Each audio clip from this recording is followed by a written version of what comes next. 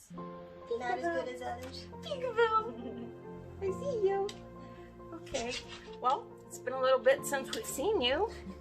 I guess the reason is because first she didn't feel good, and then I didn't feel good. So. And then we were kind of like, oh yeah, get us on. We got something we want to talk about. And Yeah. it's kind of like, that's probably not the best time to be. Probably. I think maybe that was why God gave us headaches. No, don't do that. Don't speak like that. Be quiet. Yeah, exactly. Although we probably would have just deleted it. We have done that, haven't we? Okay. So, anyway, just on camera, I thought maybe we should say it might be a once a month thing. Less than a, yeah, so we'll give it a try and see what happens. Let's see what Amanda's going to teach us today. What am I going to say? Okay. First, let's get Nicholas going on some fun stuff. Oh. Yeah. Some fun stuff. Some fun stuff. Ooh, look at that. Isn't it so pretty? Isn't it so pretty? Mm-hmm. Hey, as a grandma, that's one thing I've learned. Messes clean up. No biggie. It's all about the memories. It's all about the memories and the time. Look at that. Yeah. There we go. All right. Okay. So we thought we would talk about being a wife, Yeah. being a mom, what it means. All those kind of fun things Yeah. that everybody has, I don't know, thoughts on. Yeah, because it's hard to be a woman right now. Yes. There's all kinds of, I don't know, everybody's got a thing that you should be, or that, Mhm. you know, you need to do it this way, or you need to have, you know, this, and if you're not doing this, well, then you're not living up to your potential. Right. Yeah, and we've talked about it before, but everyone has a different you know, plan for life that they have to live, Mhm. that God has before them and in front of them, and no one's looks alike. No. And and we're all, you know, we can have an idea of, you know, this is how life should be, and this is what I want to do, but then life doesn't always happen that way. Yeah. And so if, you know, if someone comes around and says, well, this is the way it has to be, Right. and you wanted it to be that way, but your situation's different, then, Yes. you know. So many people think that life is going to be this, you know, romance novel. And I think a lot of people actually even strive to try to make it look like a romance novel. But you probably are living in disappointment if you're living like that. Yeah, it gets frustrating. Yeah. You're like, well, this is how it should be, but then it's not. There's no way to make it look like that. No. No. And it's just, man, it's exhausting. Yes. Hey. It gets exhausting. It gets exhausting, yeah. I don't know how you do some of the stuff you do, for sure. Yeah. I don't know. Like God's working on everybody. Yeah. And so the things that one person can do, and you're like, I don't know how you can do that. Well, they can turn around and say, well, you've got your things going That's on. I don't know true. how you're doing that either. That's very true, yeah. And some mamas stay at home, and somehow their day seems to be just as full as the mama who goes to work and comes home, and everyone's busy. Yeah. And all of it's important. Whatever your life looks like, it's important. But tell me, what are some of the most important things that we need to remember as a mom, as a woman, as a wife? Oh, man. I know, that's a big question, isn't it? What are some of the most important things? I would say probably, you know, we'd have to look at what the Bible says. Cheater! The best. I say, ask the Bible. Yeah, no, we've been looking at the Bible and seeing what it says, haven't we? 1 Peter chapter 3 and all that. Yes. Yes, we've been looking at that. And you're right. The Bible's never wrong. No, it's going to tell us, because everybody's going to have an idea. This is what a woman should be. And there's going to be a lot of things that come up, and it's like, oh yeah, it sounds right. And there's things that you can logically make sense, but it's not, when you check it against scripture, it's like, oh wait, No, that's not God's value. Yeah, and I think that the Bible is a lot more flexible than people realize. Like, it talks about the woman being submissive to the husband, right? In 1 Peter chapter 3, and it says, "Wives, submit yourself." It says women should be quiet and should take care of their own things, and then but then if you look down farther, it's balanced out because it says, "Men, love your wives." And that is, to me, like that great equalizer, right? Because if the man loves his wife the way he should biblically, he will help her. Yeah. He will be there with her. He will want to hear what she has to say. He won't be saying, shut up. He's not going to do that because he loves you. And so if they really learn how to love the way Christ loves the church, which is the way it's supposed to be, right? Self-sacrificing, and it makes being a woman kind of nice, actually. It can be nice. I don't want all the responsibilities that a man has. No, I don't either. No, I mean, God calls us to different roles, and it's not saying that one is better or greater than the other. He calls the men to be the leaders. Yes. He put them in charge as leaders for a reason. Yes. We have, as women, we tend to have, certain days where we're not making the best decisions because absolutely we're women and we have issues. Yeah, we have hormones. We have hormones. As a matter of fact, weren't we saying that? We were talking about Eve, how she must have been having one of those days. And she's like, you know what? I don't care. I'm going to try that fruit. Yeah. And Adam says, well, if I'm ever going to hear the end of this, I guess I'll go along with it. Yeah. Here, look at this. Oh, it's so fun. Slime. But there are so many decisions that people have to make in life, in our country, for our country and different things. And God raises up different people to be in leadership positions all over the place. And I don't want those positions. No, I don't. And it is an honor to have that position, right? And God gives that honor to the man. But along with that, like we said, it comes the responsibility. And he is going to have to answer to God. Each of us is going to stand before God one day, individually, by ourselves, and give an account for the decisions that we make and the things that we said and did.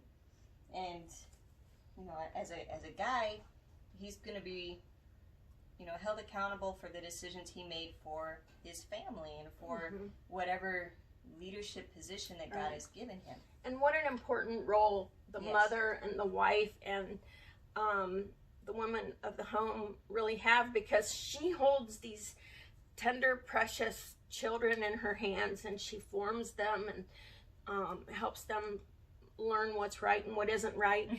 And also so much of what the man does, I know this is how it is in our family.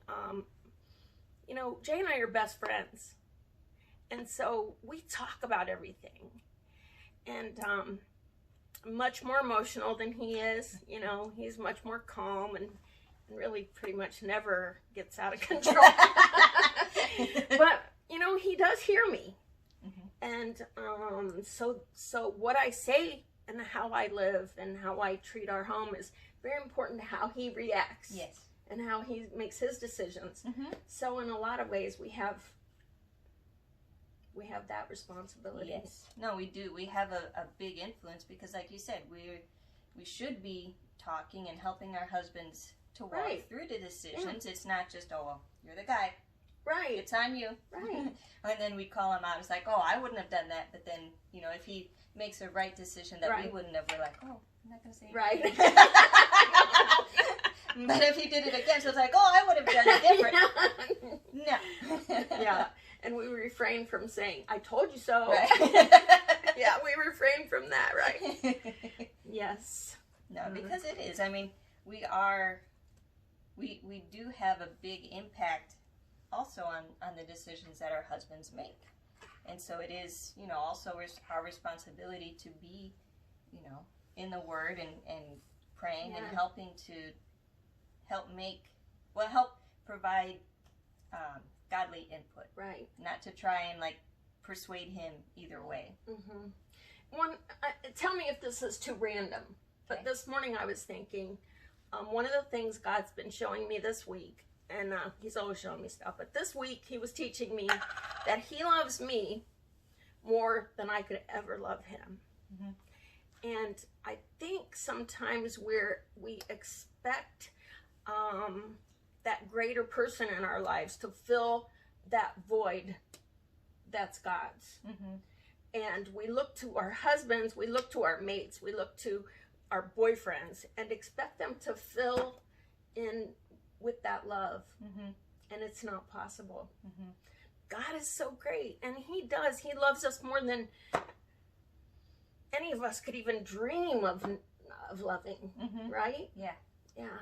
So, It's kind of similar. I was reading a book. I started reading a book this week. It's been like 2 years since I read a book. Right? I'm trying. let's see, how old are you? Then we'll know how long it's been. But I really like it because she's talking about how to, I guess, be, if we're taking care of the home, whether we're working and taking care of the home, or if we're focus is entirely taking care of the home. We all know that we're supposed to be doing it, without begrudging Yeah. and doing it unto the Lord and all that kind of stuff. But sometimes we can get an attitude like, I told him so many times not to leave his dishes here. Yeah. Or I've told him so many times to not roll his little sock balls and throw them next to the laundry hamper. Yeah. Right? And why doesn't he do this? And so we can take two different paths on that. And we can say, well, we get angry and I'm going to tell him, I'm going to admonish him and make him feel bad so that, he Right. knows he's wrong. Right. Right? Or we can go and say, well, I'm not going to say anything, but I'm going to make sure that he knows that, I'm suffering and putting up with this, and I'm doing it because, I'm a good wife.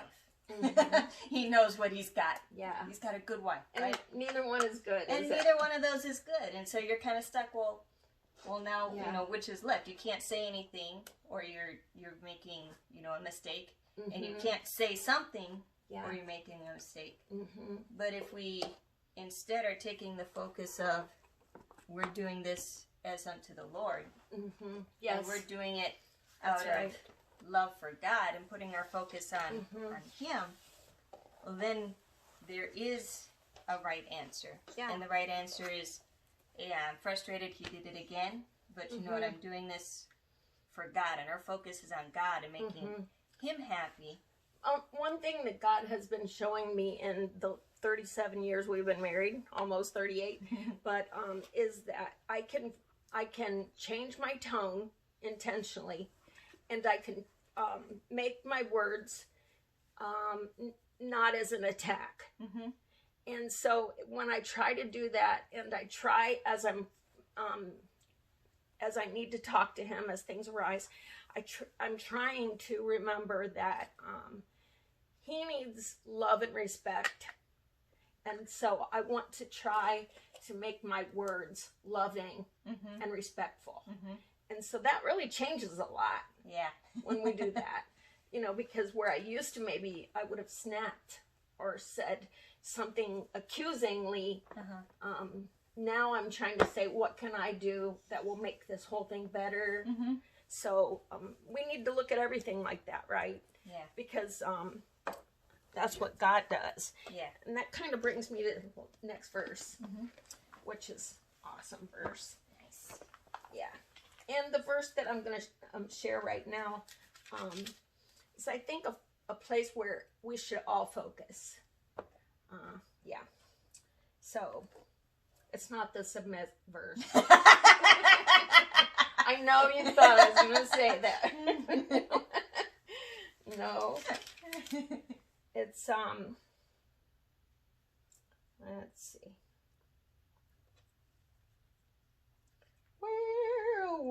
Where, above all things, have fervent charity among yourselves, for charity covers a multitude of sins. And so, isn't that something we all need to do? I think we all need that. Yeah, to be gracious. And yes. Yeah. No, because that's what the lady was saying too, like in the book. You know, Jesus went to the cross for us. Yeah.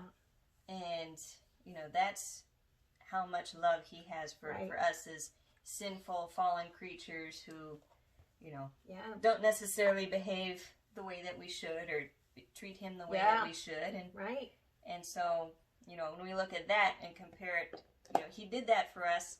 And then we also have the glory to look forward to, where he wants us to be in heaven with him and all these things that he has for us there.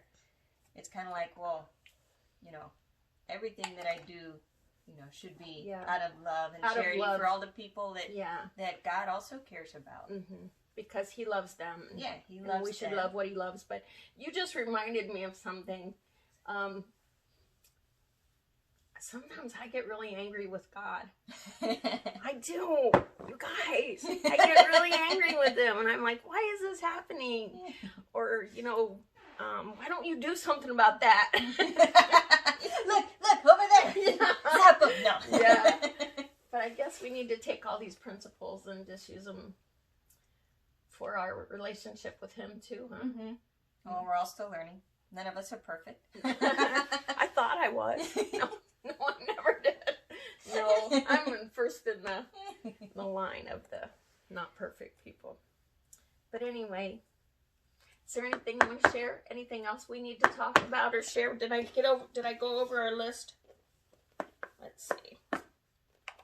Anyway, it's not a bad thing to be a woman who takes care of her family, who takes care of her husband, who trains her children up to love the Lord and brings them to church so they can learn how to be children of God. Yeah, this is a very big topic, and I think one that we're always learning. Yeah. For every part of the journey, we're going to be learning it. So I'm sure there's a lot more. Other episodes we'll have coming. Yeah, I'm just, my brain's going whoa like this, but we can't make it too long. So therefore, we'll say goodbye until next time. Would you like to say goodbye? Want to say goodbye, Nicholas? Goodbye, Nicholas. It's over. Goodbye, Nicholas. Okay. Have a great night. See you later.